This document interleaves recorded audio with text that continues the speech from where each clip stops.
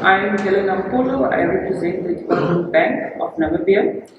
I'll try and do my very best to possibly buy time. I am from the bank, so I'd like to believe my pockets are deep enough.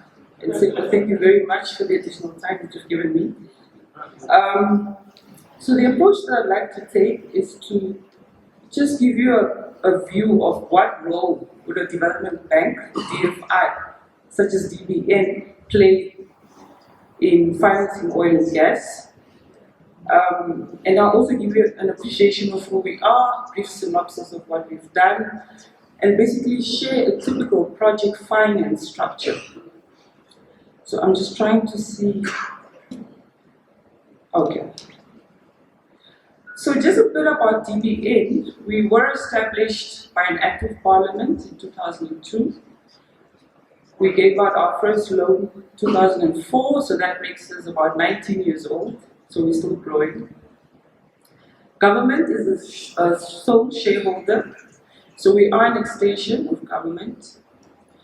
And like many other DFIs, we're established to finance large infrastructure projects. So if you go around the world, you'll notice that development banks normally have sector mandates, specific mandates. They focus on a specific area of the economy, and that is basically what we do.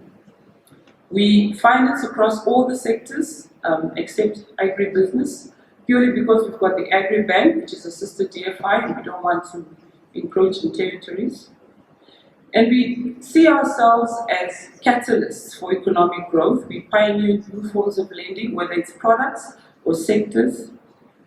And we have an in-country mandate. So what that means is that we only finance within the jurisdiction of Namibia. So the mandate that defines our business is we will establish to contribute to the economic development of Namibia, for the sustainable promotion of the welfare of the Namibian people. So the strategic objectives that rest with us and that will continue is that whatever we finance has to have development impact and financial sustainability. So the two go hand in hand. Not only one can exist, they need to coexist. So development impact for us is very key. So what we mean when we say development impact, and as I mentioned these points, think about the oil and gas industry and have we started a conversation around it? Certainly we have. We've spoken about infrastructure development, the support sectors around it. Import substitution, yes, oil and gas industry does take that. We will export. We've spoken about job creation, definitely, that's impact. We've spoken about skills share transfer. That is development impact. We've spoken about economic diversification. The very fact that we're talking about oil and gas, that is diversification. We've spoken about decentralization. Have we spoken about transformation? And to what extent are we going to be inclusive in terms of bringing youth on board? We need to be very intentional. In terms of bringing women on board, we need to be very intentional. And to what extent are we going to bring previously disadvantaged individuals within this mainstream sector? So the lending focus of the bank, as I've said, we provide large infrastructure finance. So typically if you go around the world, development banks normally do not provide SME finance. And I know a lot of you may feel that it's controversial. You've got specific agencies that do that, but because of who we are and our market failures, we do have a window for SME finance. But in terms of sector focus, we focus on priority sectors, and these are aligned to government priorities. And we have said that if we are to grow Namibia, we need to invest in manufacturing, transport and logistics, tourism and hospitality, and infrastructure. And statistically, this is also one or a couple of the biggest, largest contributors to our GDP. We've got mining and fishing as well. We also provide funding to social sectors that's health, education, business services, and the likes. So we provide funding to address development needs. Transformative lending to assist persistent economic issues. So to date, ladies and gentlemen, the bank has invested 19.4 billion in our economy since 2004.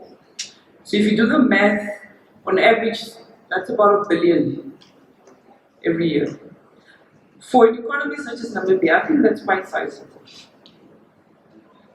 Our regional footprint is, as indicated, there is no region that the bank has neglected. We have quite a good regional spread.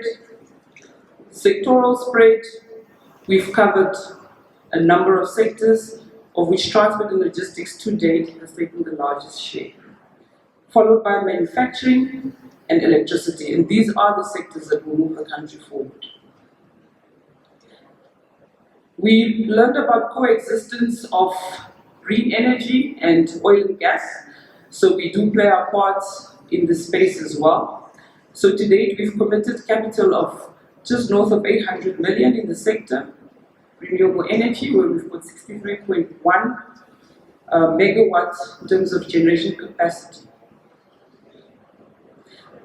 Let me get into the business of the day. So in terms of financing oil and gas, who's eligible? So as an extension of government, we provide funding to public sector, private sector, as well as to the PPP sector.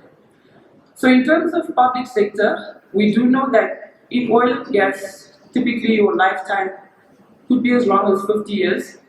So that mirrors very well with our offering. We can go up to 20 years or longer. So that's the beauty of having a development finance institution in a project finance structure for oil and gas. We provide longer tenors. Private sector, we also provide longer tenors if you compare us to your normal conventional financial institutions. So 12 to 15 years is also quite sizable in terms of exposure. And for PPPs, we also provide longer tenors because typically these projects are undertaken on a project finance basis. So the role of a DFI is we see ourselves as a complementing agent. We're not a competitor. We have that niche gap between government and private sector. We normally have a higher risk appetite. So what does that mean? That means we go longer. That means we provide significant capital outlays. That means we can come in a bit earlier in projects. My colleague from African Bank mentioned that they have a project preparation role. We also do that. So we're able to have a conversation pre-production so that we are able to be part of the journey. So that's a value of having a development bank or a DFI in a finance structure for oil and gas. So this is a simple illustration of the value chain, really condensed in 3 stages. And just to show you that we are able to play in all of these 3 stages. When we talk of project finance, this is what we talk of. So it's a complex structure that involves a number of parties. And as you see there's a lot of parties, and all these parties are carrying risk. They have interests to serve, and complex legal contractual arrangements that bind these relationships.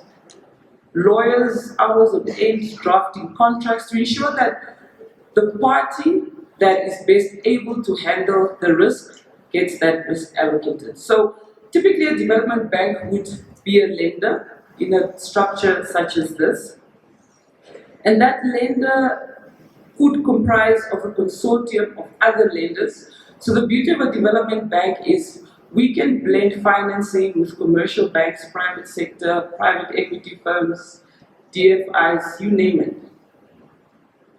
And we can provide debt, that's generally our business, but we can also provide equity. As an extension of government, government can intentionally provide equity to a project so that development bank can be its representative. The beauty of having a local financier is that you are allowed leverage. You can't talk of local participation if you haven't financed. You are allowed leverage. There is a level of transparency because you're part of the consortium, you're able to see the numbers. And at least it affords you an opportunity to make sure that your objectives, financial, economic, social, are actually met because you're part of the boardroom. And that's the beauty of having a local DFI part of the structure. So you see that there's a lot of parties, there are investors, there's lenders, there's operators, there's contractors, your EPCs, your O&Ms, there's off-takers. So you need to decide which role are you going to play. Are you ready for that role? And all the parties here are carrying risk. So construction risk will be carried by your EPC, your O&M would carry the operations risk. The lenders will carry the finance risk. Government will carry sovereign risk, and so it goes.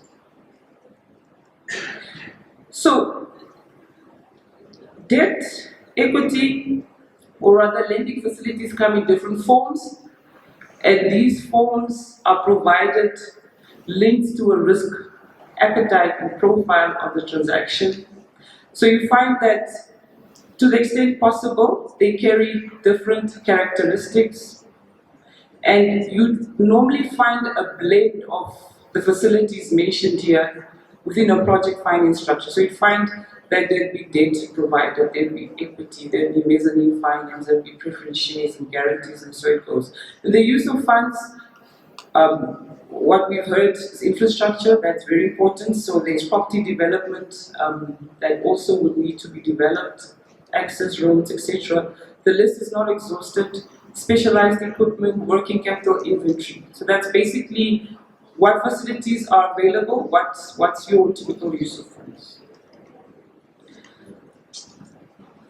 I've touched on project finance. So project finance, not to educate, but really what that means is these significant projects normally are taken on a project finance structure. What does that mean?